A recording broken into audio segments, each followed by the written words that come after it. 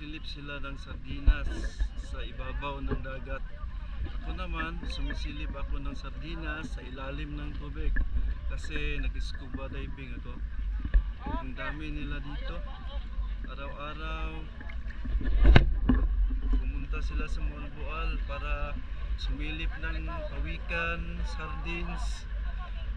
Sana naman makakita ako ng mas malaki pa, whale shark o treasure shark ba. Bye bye guys, please watch later my underwater videos. Bye bye, see you later.